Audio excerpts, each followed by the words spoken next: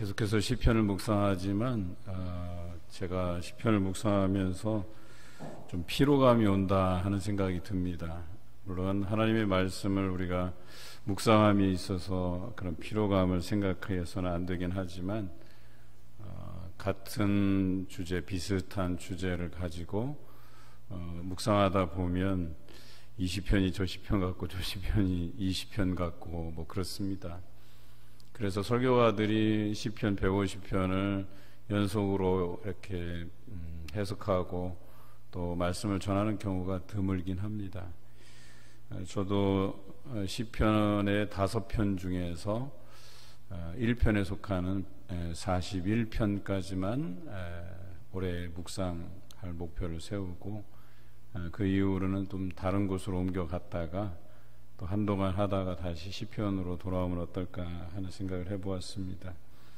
시편 30편은 성전 낙성가라는 제목을 가지고 있습니다. 낙성가라고 하는 것은 기초를 세운다 이런 표현이죠. 그래서 집을 세우거나 성전을 세우거나 어떤 건물을 지을 때에 그때 부르는 찬송입니다. 그런데 다윗이 성전을 지은 것은 아니죠. 그런데 성전 낙성가라는 제목이 붙었다는 것은 아마도 그 후대 사람들이 성전을 지을 때에 아마도 이 다윗이 불렀던 낙성가, 다윗이 지은 집이 있죠. 성경에는 궁전이라고 나옵니다. 그래서 그가 부른 그 낙성가를 이후에 성전을 지을 때 그것을 차용해서 부른 것은 아닐까 하는 생각을 해봅니다. 우리가 아는 성전은 3번 지어지죠. 그 첫째는 솔로몬의 성전이고 두 번째는 포로기에서 돌아와서 그 바벨론 때에 무너졌던 그 성전을 페르시아 시대 때 고레스 왕 때 그 칙령을 통해서 그들이 돌아와서 지도자였던 스룹바벨에 의해서 지어진 스룹바벨 성전이 있습니다. 그리고 세 번째는 로마에 의해서 무너졌던 성전을 헤롯 왕이 자기 유다 민족들을 위해서 사실은 선한 의도로 만들어졌다기보다는 그들에게 인심을 얻기 위해서 헤롯 성전을 짓게 되는 것이죠. 그런데 이와는 조금 다릅니다. 이것은 완전히 무너져서 재건한 경우가 그렇다는 것이고 그 중간에 한번 성전을 보수한 일이 있습니다. 그것은 헬라 시대의 안티오쿠스 에피파네스 4세가 로마의 배상금을 갚기 위해서 전쟁해서 패한 이후에 로마의 배상금을 갚기 위해서 곰곰이 생각하다 보니까 그 유대인들이 절기 때마다 성전에 와서 제물을 드리거든요. 그래서 그것을 헬라의 신으로 바꾸어서 하나님이 아닌 헬라의 신들에게 바쳐서 그 제물을 빼돌려서 배상금으로 갚으면 좋겠다 해서 하나님께 절하지 못하게 하고 제우스 신당을 그 안에 만들고 돼지 피를 뿌리고 또 제우스 신을 섬기지 않는 사람들은 하루에 3,000명 이상씩 목을 잘라서 죽이는 그런 역사적인 사건이 있었죠. 그러다 보니까 이 성전이 유린당하고 제대로 된 보수도 이루어지지 않았다라고 하는 것이죠. 그래서 그 로마에 저항한 한 제사장 가문이 있었죠. 마타디아라는 가문이었습니다. 그래서 반란을 일으키게 되는데 그게 이제 우리 중간사에 나오는 우리 중간사 배우신 분들은 아십니다. 그래서 마카비 반란입니다. 그 마카비 반란을 통해서 독립을 잠시 동안 이루게 되는데 그 독립 왕조가 하스몬 왕조입니다. 그리고 그 마타디아의 아들 유다 마카베오라는 사람이 이제 성전을 보수하는 일이 생겨요. 그래서 그것을 기념하여 지킨 절기가 수전절입니다. 그래서 이스라엘에게는 이 수전절 절기가 굉장히 중요해요. 하누카라고 하는데 그 하누카가 바로 기초를 세우다 이런 뜻이에요. 그래서 이 하누카 절기를 지키는 것이죠. 추측하건대 아마도 그 두 번째 바벨론 포로기에서 돌아와서부터 그들이 성전을 재건하고 또 하누카 그리고 또 이후에 헤롯 성전에 이르기까지 이때 아마도 이 다윗이 불렀던 낙성가를 성전 낙성가로 불렀을 가능성이 있습니다. 다윗의 성전을 지은 적이 없기 때문에 후대에 불렀다라고 우리는 추측할 뿐입니다. 뭐 아무런 근거가 없어요. 그냥 이렇게 추측할 뿐이고, 과연 다윗이 이 노래를 불렀을 때가 정확히 어떤 때이고 어떤 상황에서 불렀다든지 이런 정확한 어떤 역사적인 근거가 없어요. 그러다 보니까 특별히 시편 30편은 여러 가지로 해석이 됩니다. 여러분들이 뭐 인터넷을 통해서도 여러 목사님들 설교를 들어보시면 아시겠지만 해석이 분분해요. 그래서 이것을 전통적인 해석인 한우카 절기에 맞춰서 해석하시는 분이 계시고, 또 어떤 분은 다윗이 전쟁이 다 끝나고 나서 교만해져서 자기 군대의 숫자를 파악하기 위해서 인구조사를 하잖아요. 그래서 사무엘하 24장을 근거로 해서 해석하시는 분들도 계셔요. 저 또한 뭐 이렇게 저렇게 해석을 할 수 있겠지만 저는 좀 다르게 좀 해석을 해보려고 합니다. 오늘 저는 다윗이 지은 그 궁전에 한번 초점을 맞춰 보려고 해요. 고고학적인 증거가 없습니다. 아직도 예루살렘 성 안에서 시온성이라고 불리는 다윗성이 있거든요. 그런데 이게 고고학적으로 발견이 안 돼 있어요. 또 어디에 그 다윗성, 즉 다윗의 궁전이 지어졌는지에 대해서 잘 몰라요. 그래서 여기다 저기다 여러 가지 설이 있고, 지금도 그 고고학적으로 발굴을 해내기 위해서 또 노력하고 있는 중이기도 하지요. 그런데 성경에서는 정확하게 이 다윗 궁전에 대한 이야기가 나옵니다. 사무엘하 5장에 보면 다윗이 예루살렘을 정복하고 왕국의 수도를 예루살렘으로 삼았을 때에 그곳에 다윗 궁전을 지어준 사람이 등장해요. 그게 누굽니까? 페니키아, 성경에는 두로라고 되어 있죠. 두로 왕 히람이 그 다윗의 궁전을 아름답게 지어줬다는 내용이 나옵니다.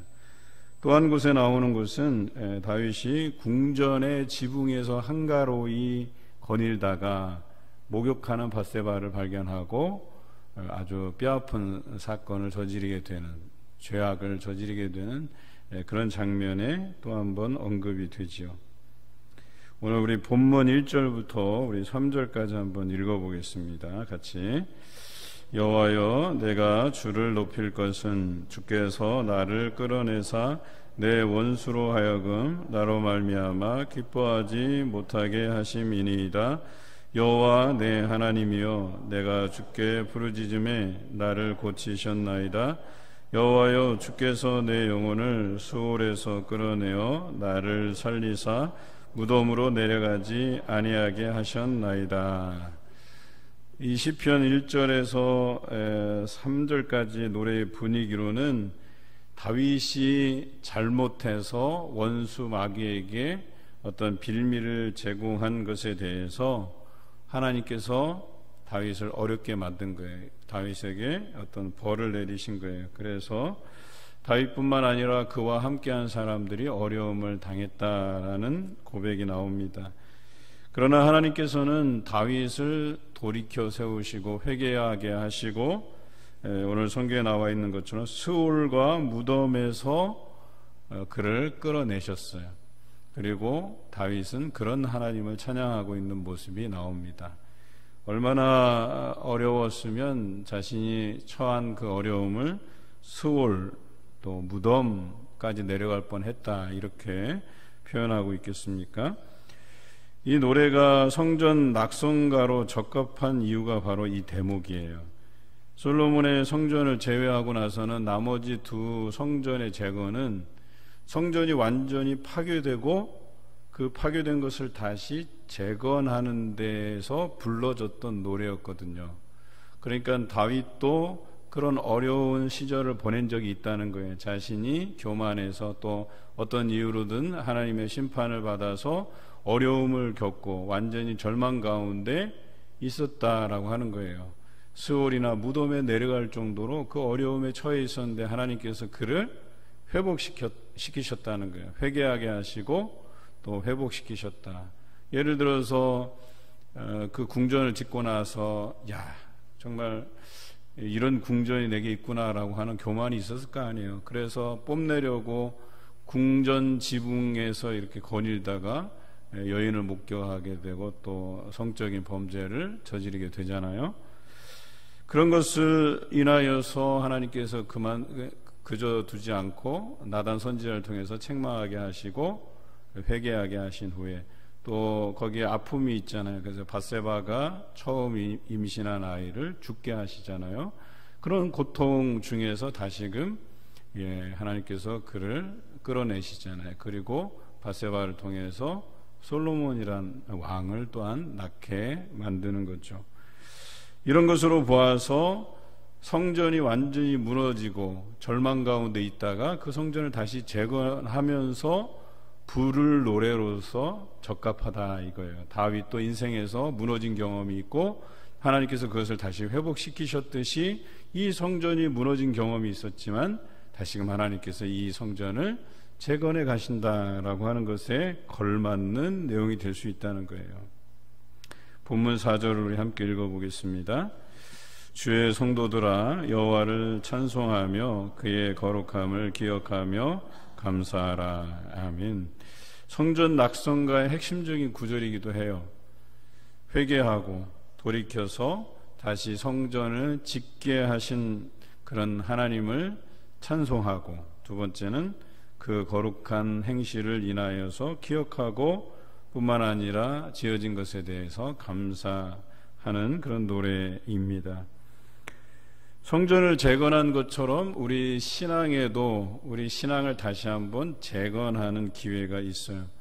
우리 신앙이라는 게 그냥 이렇게 잘 유지가 되고 또 단계적으로 업그레이드가 되고 성장해 가면 좋은데 그렇지 않을 때가 있다는 거예요. 우리가 죄의 유혹에 휘말리고 또 세상 근심으로 인하여서 그 신앙이 억눌려지고 또 성장하지 못하게 되는, 우리가 씨 뿌리는 비유와 마찬가지로 좋은 밭에 뿌려져서 좋은 교육을 받고 또 날마다 예배드리고 기도하고 성장하고 그러면 30배, 60배, 100배 열매를 맺게 되겠지만, 그렇지 아니하고 길가에 떨어지고 가시덤불에 떨어지고 돌짝밭에 떨어진 이 씨들은 어때요?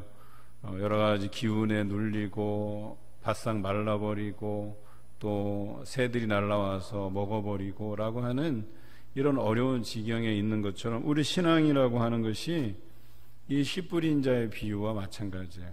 그래서 잘못 뿌려져서 또 기초를 든든히 하지 않아서 또 충분히 물을 공급받지 못해서 또는 세상의 유혹들이 와서 우리의 신앙이 성장하는 것을 방해할 때, 그래서 이럴 때 다시금 우리는 이 신앙이 다시 지어져야 되겠구나, 다시 재건되어야 되겠구나, 회복되어야 되겠구나, 이런 필요성을 느끼게 된다는 거죠. 여러분은 어느 때 신앙의 회복을 위해서 노력하시는가요? 아마도 여러분들도 그 신앙의 굴곡들이 있을 거라고 생각이 돼요. 어쩌면 지금이 가장 밑바닥을 치고 있을지도 모르겠습니다. 그런 우리의 신앙을 회복해 갈 때에 바로 이 다윗의 찬송을 하셨으면 좋겠다라고 하는 것이죠. 그래서 반드시 이렇게 밑바닥을 치고 있는 우리의 신앙을 재건하시기 위해서, 회복시키기 위해서 하나님께서 우리를 회개케 하시고 돌이키게 하시고 다시금 어떠한 신앙으로 만들어 가시기를 원하시는지 오늘 다윗의 이 고백에서 찾을 수 있는 거예요. 그 첫째로는 여호와를 찬송하게 만든다라고 하는 것이죠. 여러분, 신앙의 회복을 위해서는 우리가 열심히 찬송하고 날마다 하나님을 바라보아야 된다라고 하는 거예요.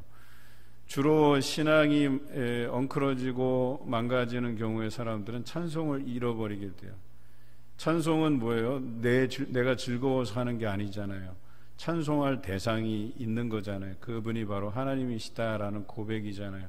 뭔가 하나님께서 내 인생의 중요한 역할을 감당해 가시고 열어주시고 이끌어 가신다라고 하는 이런 경험들이 있을 때야 비로소 찬송이 나오는 거거든요. 그리고 우리는 그런 경험들이 지속돼야 되거든요. 그런데 이 경험들이 지속되기 위해서는 꾸준히 말씀을 묵상하고 기도하지 않으면 이런 역사가 일어나지 않는다는 거예요.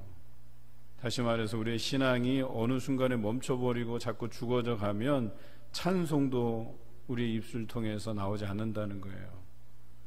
그런데 내가 말씀을 부여잡고 믿음으로 기도하는 가운데 그 기도하는 것들이 내 삶에서 응답되어지고 또 그 응답된 것을 인하여서 내가 기쁘게 즐겁게 하나님을 찬송하고 살아가잖아요. 그러면 다 잘 돼요. 이것도 잘 되고 저것도 잘 되고 하나님께서 그에게 있어야 될 필요한 것들로 하나님께서 날마다 채워가신다라고 하는 것이죠.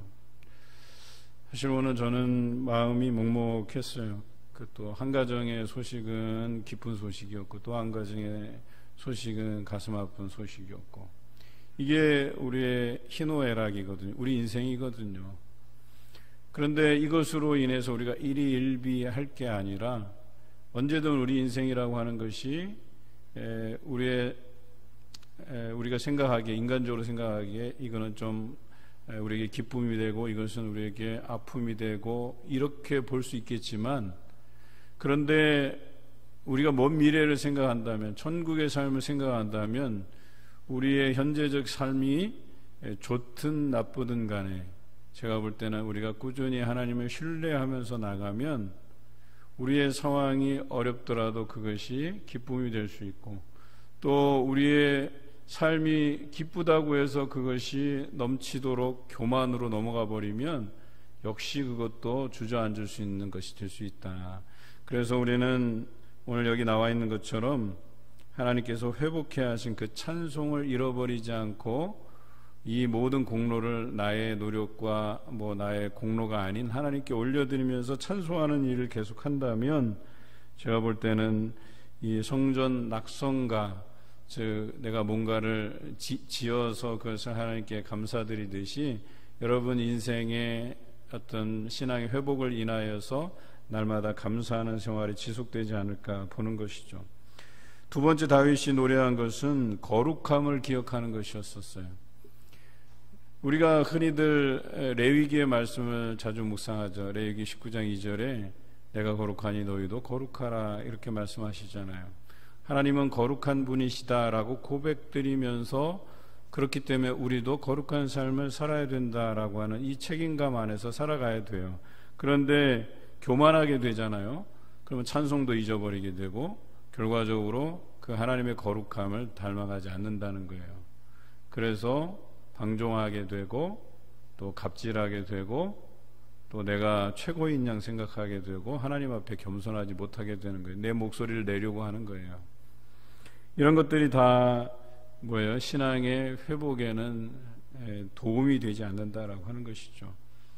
또 우리가 이런 경험을 했을 때는 신앙의 회복으로 우리의 삶을 전환해야 될 필요가 있다. 찬송을 잃어버리거나 하나님께서 우리에게 말씀하시고 강조하시는 거룩한 삶을 잃어버릴 때 우리의 삶의 태도를 바꾸어 가야 된다라고 하는 것이죠. 마지막으로는 감사하는 생활이에요.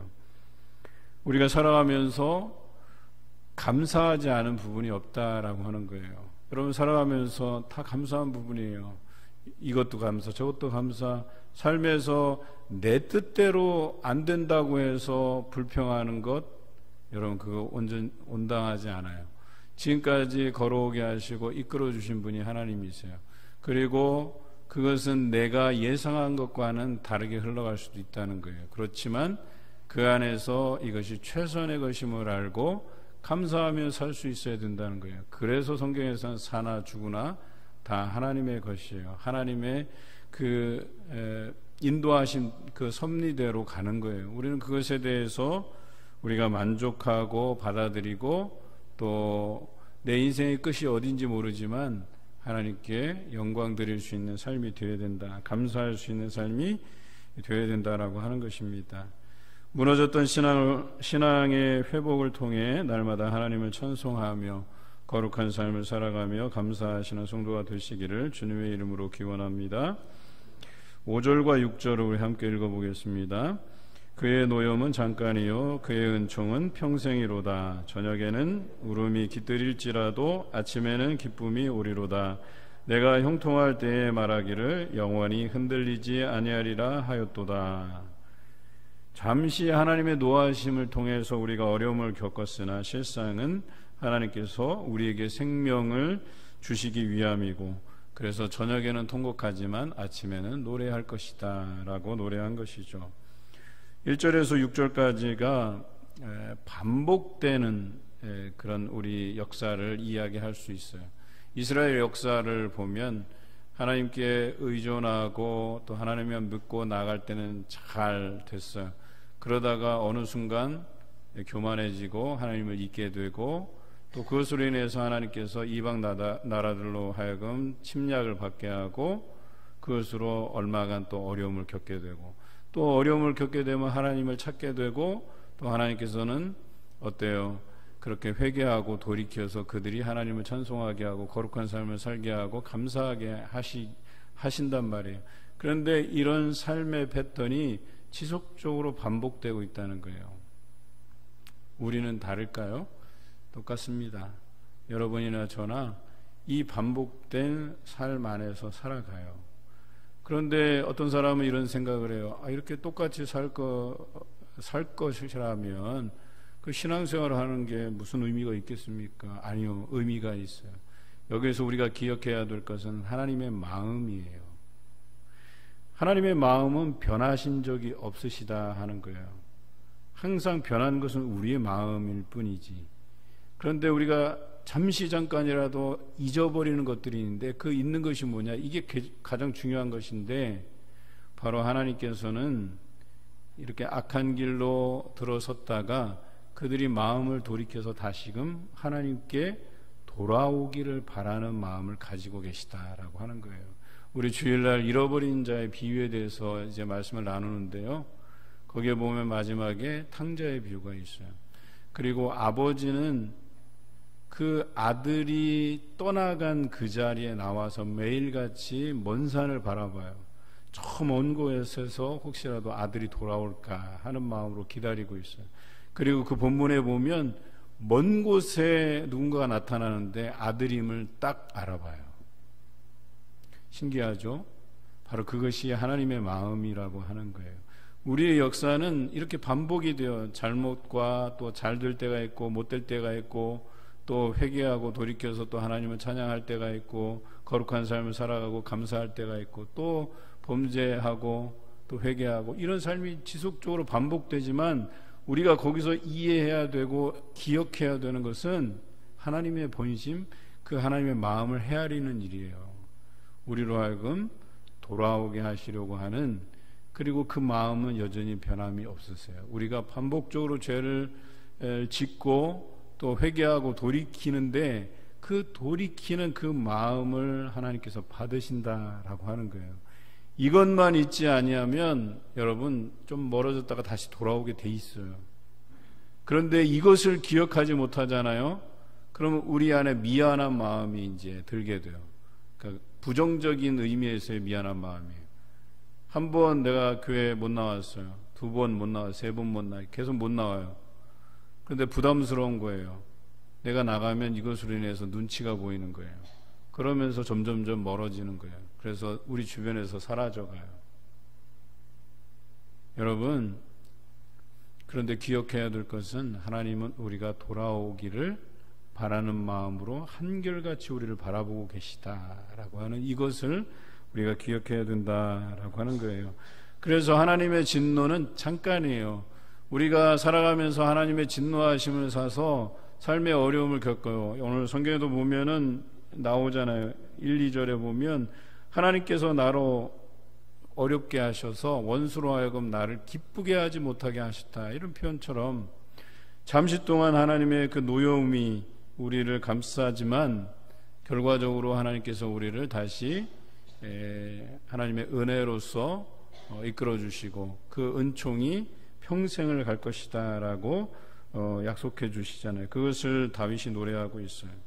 저녁에는 울음이 깃들일지라도 아침에는 노래할 것이다, 기쁨이 올 것이다, 이렇게 말씀하시잖아요. 또한 형통할 때 말하기를 영원히 흔들리지 아니하리라. 그래요. 하나님께서 나와 함께 해주시잖아요. 내게 은혜 주시잖아요. 그러면 내가 그 형통함 위에서 이것이 영원할 것이라고 생각을 해요. 물론 그런 믿음과 확신을 가지고 어찌 보면 그 아슬아슬한 그 길을, 그 믿음을 유지해 가면서 가야 되는 게 중요한데, 이 사람이라는 게 항상 참 교만이라고 하는 이 경계선을 자주 넘어 다녀요. 어쩔 때는 내가 겸손해서 하나님께서 그 형통의 길로 인도하시다가도 요 형통함이 내 안에서 감사로 넘치면 괜찮은데, 이스라엘 백성이 가나안에서 하나님께서 때를 따라 비를 주시고 또 풍족하게 먹여주심에도 불구하고 조금 더 얻겠다고 가나안의 신들을 섬겼잖아요. 바알을 섬기고 아세라를 섬기고, 그래서 다산의 신, 풍요의 신. 그러면 자신들이 누리고 있는 이것보다 더 풍성하게 누릴 것이라고 생각하는데 결과적으로 어때요? 그들의 몰락을 경험할 뿐이잖아요. 우리가 이렇다는 거예요. 그래서 오늘 여기 보면 내가 형통할 때에 영원히 흔들리지 않을 것이다 라고 생각하지만, 또 이렇게 얼마간 지내다가 어느 순간에 또 하나님의 부재를 경험하게 되잖아요. 왜 하나님께서 응답하시지 않지? 여기서부터 우리의 믿음이 흔들리게 되고, 또한 고민하게 되고 의심하게 되고, 그러다가 또 우리의 믿음이 무너져 내리는 거예요. 이것이 우리의 현주소라고 얘기하는 거예요. 그런데 한결같이 하나님께서는 우리가 돌아오기를 바라는 마음으로 우리를 지켜봐 주신다라고 하는 것이죠. 인생을 살아가면서 하나님의 은혜를 경험하면서도 때로는 그 은혜를 의심하게 될 때가 분명히 찾아옵니다. 오늘 본문 7절이 바로 그와 같은데요. 함께 읽어보겠습니다. 여호와여, 주의 은혜로 나를 산같이 굳게 세우셨더니 주의 얼굴을 가리심에 내가 근심하였도다. 그래, 좀 전에는 막 굉장히 내가 하나님 안에서 내 믿음이 산 같아서 굉장히 든든하게 하나님을 신뢰하는 것 같지만, 또 어느 순간에 하나님께서 얼굴을 가리셔서 응답이 늦어지거나 응답하지 않으실 때, 침묵하실 때 여기에 의심이 생긴다는 거예요. 또 답답해한다는 거예요. 또 하나님 앞에 불평한다고 얘기하는 거예요. 바로 이것이 우리의 현실이고 우리의 믿음의 적은 행동이다라고 하는 것이겠죠. 그런데 이럴 때에도 우리가 기억해야 될 것이 있다. 물론 앞에서 말씀하신 하나님을 신뢰하고 하나님께서 우리가 돌아오기를 바란다라고 하는 그것에 대한 구체적인 언급이 8절에서 10절까지 나옵니다. 우리 한번 읽어보겠습니다. 여호와여, 내가 주께 부르짖고 여호와께 간구하기를, 내가 무덤에 내려갈 때에 나의 피가 무슨 유익이 있으리요? 진토가 어떻게 주를 찬송하며 주의 진리를 선포하리이까? 여호와여, 들으시고 내게 은혜를 베푸소서. 여호와여, 나를 돕는 자가 되소서 하였나이다. 그래요. 하나님께서 우리가 돌아오기를 바라는 그 마음을 알면 우리가 할 수 있는 게 뭐예요? 이 어려울 때, 하나님이 응답하시지 않는 이때에 간구하고 부르짖는 거예요. 하나님께서 내게 은혜 베풀어 주실 것을 믿고, 또 나의 도움이 되어 주실 것을 믿고 하나님 앞에 부르짖고 기도해야 된다는 거예요. 이것이 하나님의 마음이에요. 그래서 다른 성경에 보면 하나님께서 이 모든 것을 기도로 이루어 가기를 원하신다라고 말씀하신 거예요. 하나님께서 약속으로 주신 거예요. 그래서 얼마간 이 사람들이 깨달으면, 이 자신의 죄를 충분히 깨달으면 이것을 돌이키게 하실 분이시긴 한데, 이것을 우리의 회개, 우리의 부르짖음, 우리의 기도로서 이루어가길 원하신다라고 하는 것입니다. 이 믿음을 가지고 살아가는 것이죠. 다윗도 그런 하나님의 마음을 헤아리며 인내하며 기다리며 기도한 사람이었습니다. 그리고 끝내는 다윗이 어때요? 그런 하나님의 응답하심을 경험했다라고 하는 것이죠. 그 경험들을 이렇게 표현하고 있어요. 본문 11절과 12절입니다. 함께 읽겠습니다. 주께서 나의 슬픔이 변하여 내게 춤이 되게 하시며 나의 베옷을 벗기고 기쁨으로 띠띠우셨나이다. 이는 잠잠하지 아니하고 내 영광으로 주를 찬송하게 하심이니 여호와 나의 하나님이여, 내가 주께 영원히 감사하리이다. 아멘. 결과적으로 하나님께서는 나의 슬픔을 춤이 되게 하시고 내 베옷을 벗기시고 기쁨으로 가득 채워주신다라고 말씀하셨죠. 그 기쁨으로 인해서 내가 잠잠하지 아니하고 하나님을 찬송하며 영원히 감사하며 살겠노라고 고백하고 있습니다. 여러분, 인생에서 막막한 상황을 경험하신 기억이 있으시죠? 그 경험은 영원하지 않다고 합니다. 고통은 잠시라고 이야기하죠. 우리에게 평생 은혜 가운데 살아가게 하신다고 약속하십니다. 저도 사랑하는 사람을 잃은 경험이 있습니다. 그런데 제 인생에서 그 아픈 기억은 잠시였어요. 오히려 그 기억이 지금은 저에게 새로운 힘을 줍니다. 어머니가 나를 위해서 그렇게 기도하셨구나. 그래서 내가 오늘 소중한 이 인생을 살아가고 있구나 하는 생각을 하게 돼요. 그때는 그것이 세상을 다 잃은 것 같은 아픔이었지만 지금 그렇지 않아요. 그 어머니 희생으로 말미암아 그 짧은 인생을 살다 가셨지만 기도하는 인생이었기 때문에 결코 그것이 아쉽거나 후회스러운 것이 아니었다라는 것을 저는 충분히 경험하고 있습니다. 여러분, 그런데요, 오히려 우리가 건강하고 누릴 만한 재물이 넉넉하다 할지라도 하나님 없이 살아가는 인생이다라고 한번 생각해 보십시다. 여러분, 이 땅에서의 삶은 안개 같은 삶이에요. 그냥 잠시 있다가 없어지는 거예요. 그런데 우리가 누려봐야 뭐 얼마나 누리겠어요? 뭐 100년을 살겠어요? 뭐 200년을 살겠어요? 그리고 그 짧은 인생을 살아가는데 하나님 없이 살아간다고 생각해 보십시오. 여러분, 지옥은 반드시 있어요. 분명히 있어요. 천국도 분명히 있어요. 그런데 그 짧은 인생 하나님 없이 떵떵거리며 살다가 내가 지옥에 갔다고 칩시다. 지금은 안개 같은 인생이지만 지옥에서 평생 영원토록 살아야 돼요. 이것을 선택하느냐, 아니면 이 땅에서의 그 근심과 수고가 있지만 그래도 하나님 섬기면서 그 어려운 상황들을 잘 이기면서 여기서는 잠깐 고생하지만 천국에서 영원토록 하나님 곁에서 평안한 삶으로 살아갈 것인가, 이것이 여러분 앞에 놓여져 있다는 거예요. 다윗은 바로 이 천국의 삶을 사모하면서 살아갔던 사람이라고 볼 수 있어요. 어느 것을 선택하느냐에 따라서 오늘의 삶의 질이 달라진다고 봅니다. 여러분, 하나님 앞에서 그 믿음을 유지하면서 살아가는 사람, 코앞에 죽음이 닥쳐 있는다 할지라도 두렵지 않습니다. 이곳에서 살 인생보다 천국에서 살 인생이 더 길고 영원하기 때문에 그렇습니다. 저도 가끔씩 죽음을 생각해요. 어떻게 죽음을 맞이하면 좋을까? 내 앞에 죽음이 다가올지라도 내가 두려워하지 아니하고 그 죽음을 담담히 받아들이면서 끝까지 생명이 닿을 때까지 하나님의 그 사명을 잘 감당하기를 기도하는 것이 제 소원이기도 해요. 얼마 전 우리가 당회실 리모델을 시작하고 이제 웬만한 것은 다 끝났습니다. 이제 조금씩 필요한 것으로 채워가면 되는데 조만간 리모델에 대한 감사 예배를 드리고자 합니다.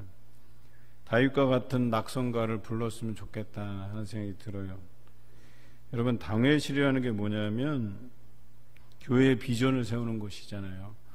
그래서 당회실, 그러니까 뭔가 특정한 사람만 점유되는 공간인 것 같아서 공간의 이름을 좀 바꿔보는 게 어떻겠냐. 예를 들어서 세움터, 비전을 세우고 뭐 이런 용도로 많은 사람들이 와서 회의하고 교육하고 또 그런 장소가 되면 어떨까 하는 생각이 있는데요. 물론 인간의 어리석음이 나타날 때도 있겠지만 그것을 돌이켜 더 나은 역사를 만들어 가실 하나님을 신뢰한다는 의미에서 저는 이 당회실을 리모델하면서 그런 마음을 가졌다라고 하는 것이죠. 우리가 117년의 역사를 걸어왔는데요. 어찌 보면 당회의 역사라 해도 과언은 아닐 거예요. 당회원들이 교회 비전을 세우고 또 성도들과 또 이런 목회 철학들을 공유해 가면서 어떤 것을 선택하고 또 집중해 왔는지에 따라서 지금까지 우리가 걸어온 역사를 설명할 수 있겠죠. 그런데요, 다 맞는 선택을 했다고 보지는 않습니다. 그 안에는 잘못된 선택들도 있었다고 보여집니다. 역사가 꼭 하나님의 마음에 맞는 것은 아니지만 하나님께서 그것을 바로잡으실 것이고 또 그 지금보다 더 아름다운 하나님의 사역들을 감당하게 하셔서 우리 교회를 부흥케 하시는 그 역사를 반드시 우리가 경험케 될 것이다 라고 하는 것입니다. 이것이 하나님께 대한 신뢰라고 얘기하는 거예요. 어떤 사람들은 쉽지 않을 텐데 이렇게 회의적으로 말하는 분들이 계실 거예요. 그런데 저는 동의하지 않습니다. 왜냐하면 우리는 하나님을 신뢰하는 사람들이기 때문에 그렇습니다. 우리가 하나님을 신뢰하지 아니하고 사람의 일을 가지고 사람의 생각을 가지고 하면 쉽지 않죠. 당연한 겁니다. 그런데 지금까지 하나님을 신뢰하는 한 하나님의 능력과 은혜가 날마다 우리의 삶에 경험될 줄로 믿습니다. 집을 세울 때와 마찬가지로 우리 신앙을 바르게 세워가기를 다짐하면서 이 다윗의 낙성가를 부르면서 나의 슬픔과 수고를 춤과 기쁨이 되게 하실 그 하나님을 신뢰하며 나가시는 여러분 되시기를 주님의 이름으로 기원합니다.